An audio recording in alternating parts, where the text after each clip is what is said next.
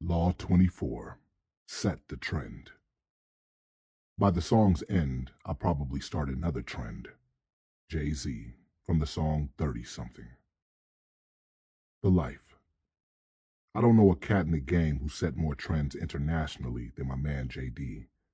Back in the 1970s, JD and I were the first young dudes in our hood to get our hair pressed. For youngsters who don't know what that business is, we got our hair permed. Just a few weeks later, it seemed like the whole hood was on that shit too. He had all of us drinking Moet before a rapper ever rhymed about it. We were wearing designer sunglasses at night before that became popular. JD was always thinking about what he would do next. One time, he pulled up with some pictures of us, on which he had drawn crowns on our heads. No one in our pimp circle was wearing crowns at that point, but when we started doing it, it took off.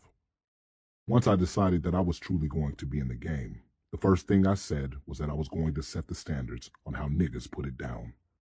In Milwaukee, a lot of the so-called players and pimps were wearing tennis shoes and casual shit.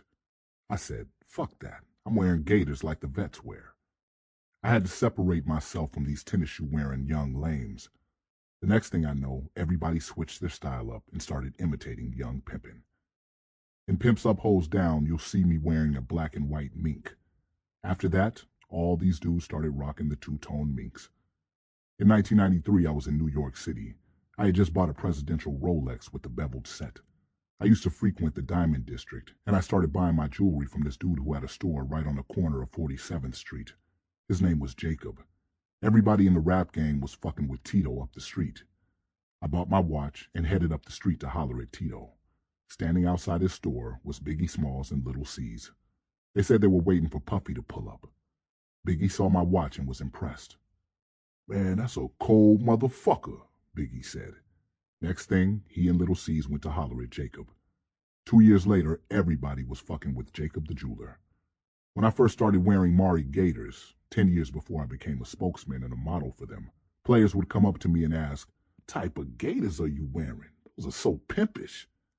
I would tell them they were Mari's. Next thing I knew, everybody was on some Mari shit. When I first started fucking with these rap cats, there wasn't a single pimp who had appeared on the CD, spitting game or appearing in videos. I didn't do it to start a trend, but that's what happens when you do your best. The ism. A true leader is someone who people want to follow because the person is doing things that no one else is doing. You set the standards and the trends people follow, and it gives you the appearance of being superior to the people who imitate you. Sometimes people will take your style and try to make people think it's really their shit. But you can't get mad, because people who imitate you more often than not want to be you. Do things in such a way that people want to follow your lead. Don't be a follower. Don't ask what happened. Make shit happen.